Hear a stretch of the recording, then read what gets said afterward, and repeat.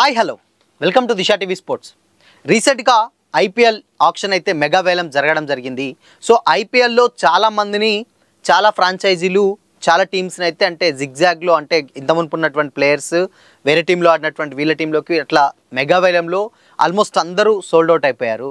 So అయితే మంచి మంచి ప్లేయర్స్ కూడా ఇన్ కేస్ రిషబ్ పంత్ లాంటి వాళ్ళని 27 crores కూడా పెట్టి కొనడం జరిగింది. అయితే ఇప్పుడు మెయిన్ టాపిక్ ఏంటంటే ఇప్పుడు బంగ్లాదేశ్లో ఒక ఇష్యూ జరుగుతుందన్నమాట. సో దీనికి దానికి ఏంటి సంబంధం అనుకుంటున్నారా? అయితే ఏంటంటే బంగ్లాదేశ్లో ఇస్కాన్ టెంపుల్ని బ్యాన్ చేయాలనేది ఒక పెద్ద ఎత్తున చర్చ జరుగుతుంది అక్కడ ఆ దేశంలో అయితే. సో ఇప్పుడు దానికి రిలేటెడ్గా అంటే ఇప్పుడు ఆ ఇష్యూ గురించేనా ఏంటి అనేది బంగ్లాదేశ్ ప్లేయర్స్ని ఎవరిని కూడా ఐపీఎల్ ఆక్షన్లో కనీసం ఎవరు ఏ టీం కూడా ఏ ఫ్రాంచైజీ కూడా కొనలేదు. అయితే ఇంత మునుపు ప్రీవియస్గా కూడా చాలా టీంలలో అంటే ఏంటంటే ఇప్పుడు ఉన్నటువంటి ప్లేయర్స్ వేరే వేరే ఐపీఎల్ సీజన్లలో వేరే వేరే టీంలలో ఆడిన ప్లేయర్స్ అనమాట.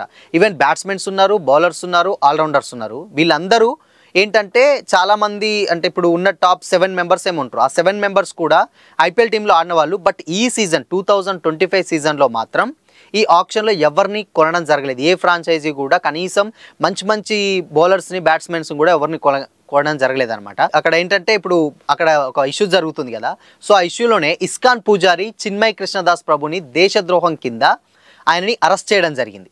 సో ఏంటంటే ఆయనని దేశద్రోహం కింద అరెస్ట్ చేయడం వల్ల అక్కడ పెద్ద ఎత్తున హిందూ సంఘాలు కానీ లేకపోతే అక్కడ ఉన్నటువంటి మైనారిటీస్ పెద్ద ఎత్తున గోల చేయడం జరుగుతుందన్నమాట. సో అందుకోసం అనేసి అంటే ఏంటంటే ఆ ఇష్యూని బేస్ చేసుకున్నా లేకపోతే ఏంటి దీనికి దానికి ఏమన్నా లింక్ ఉందో తెలియదు కానీ ఒక్క బంగ్లాదేశ్ ప్లేయర్ని కూడా ఏ ఆప్షన్లోకి వచ్చినా కానీ ఏ ఫ్రాంచైజీ కూడా ఎవరిని కొనలేదు. For example Mustafizur Rahman almost ఏంటంటే బౌలర్ అనమాట. మనకు తెలుసు అంటే ఏంటంటే ఆయన బౌలింగ్ స్టైల్ మనకు తెలుసు. లెఫ్ట్ హ్యాండ్తో చాలా మంచి బౌలింగ్ చేస్తూ ఉంటాడు. అయినా కానీ అంటే ప్రతి సీజన్లో ఆయన పోటీ పడి కొంటారు. సో అయినా కానీ ఆయనని ఎవరు తీసుకోవడం జరగలేదు అనమాట. సో అందుకోసమనే ఎందుకు తీసుకోలేదు అట్లీస్ట్ అసలు ముస్తఫిజర్ రెహమాన్ అంటే ఆల్మోస్ట్ ఆయన ఒక మంచి బౌలరు, లెఫ్ట్ హ్యాండ్ బౌలరు, చాలా మంచి వికెట్స్ పడతాయి అండ్ యంగర్ అంటే ఏంటంటే మంచి యంగ్స్టర్ అనమాట. ఎంగేజ్లో ఉన్నా కానీ ఆయనని ఈ సీజన్లో ఎవరు ఏ ఫ్రాంచైజ్ కూడా కొనడం జరగలేదు. అండ్ నెక్స్ట్ ఇక షకీబ్ అల్ హసన్ కూడా ఏంటంటే ఆయన బ్యాట్స్మెన్ కమ్ బౌలర్ అంటే ఆల్రౌండర్ అనమాట. ఈవెన్ ఆయన స్పిన్ బౌలింగ్ చేస్తాడు, సేమ్ టైం బ్యాటింగ్ కూడా చాలా బాగా చేస్తాడు. ఆయనను కూడా ఎవరు కొనలేదన్నమాట. సో ఏంటంటే ఆయన స్టైల్ చాలామంది అంటే మనకు ఆయన ఒక బౌలింగ్ యాక్షన్ కూడా చాలా డిఫరెంట్గా ఉంటుంది. మనందరికి తెలుసు, మొత్తం ఒక బెండ్ అయితే వేస్తారు. ఆయన బౌలింగ్ కూడా చాలా బాగా పడుతుంది. లెఫ్ట్ హ్యాండ్ అంటే ఏంటంటే వేసినా కానీ ఒక మంచి అంటే వికెట్స్ కూడా ఏంటంటే పరుగులు కట్టడి చేసేటువంటి మంచి బౌలర్. ఆయన ఎవరిని తీసుకోపోయినా బంగ్లాదేశ్ నుంచి వెళ్ళి ఆయనని తీసుకుంటారు అనమాట. అంటే షకీబ్ అల్ హసన్ గారిని కంపల్సరీ ఆయనని తీసుకుంటారు. ఎందుకంటే ఆయన బౌలింగ్ స్టైల్ కానీ బ్యాటింగ్ స్టైల్ కానీ ఉంటుంది. అండ్ నెక్స్ట్ ఇక రిషద్ హుస్సేన్ గారు, ఈయన బ్యాట్స్మెన్, బంగ్లాదేశ్ ప్లేయరే. అండ్ రీసెంట్గా T20 వరల్డ్ కప్లో కూడా ఒక మంచి పర్ఫార్మెన్స్ అయితే మీరు చూసుండొచ్చు. రిషద్ హుస్సేన్ కూడా చాలా మంచి బ్యాట్స్మెన్ అనమాట. ఈయనను కూడా ఎవరు తీసుకోవడం జరగలేదు. అండ్ నెక్స్ట్ లిటన్ కుమార్ దాస్, ఈయన బ్యాట్స్మెన్ కమ్ వికెట్ కీపర్ అనమాట. అంటే ఏంటంటే Litton Kumar Das bowling side only batsmen, మంచి batsmen. And next wicket keeping కూడా చాలా అద్భుతంగా చేస్తారు. ఈయనను కూడా ఐపీఎల్లో తీసుకోవడం జరగలేదు అనమాట. అండ్ నెక్స్ట్ మెహదీ హాసన్ అనమాట. ఈయన ఆల్రౌండర్, బౌలింగ్ చేస్తారు, సేమ్ టైం బ్యాటింగ్ కూడా చేస్తారు. సో ఈ పర్సన్ని కూడా ఎవ్వరు అంటే ఐపీఎల్ ఆప్షన్లో తీసుకోవడం లేదు.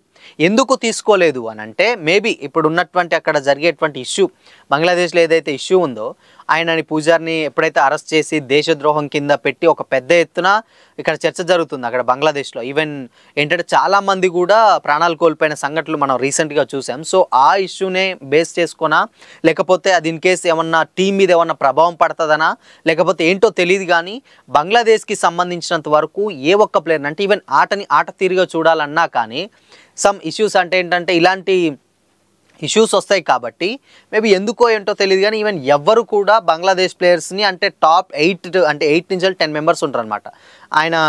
వాళ్ళందరినీ కూడా ఎవరో ఒకరు తీసుకుంటారు. అంటే మేబీ ఏంటంటే వాళ్ళని అట్లీస్ట్ బేస్ ప్రైస్ తోటన్నా తీసుకునే పర్సన్స్ అనమాట వీళ్ళందరూ. ఎందుకంటే వాళ్ళ పర్ఫార్మెన్స్ కూడా మరీ అంత బ్యాడ్ కూడా ఏముండదు.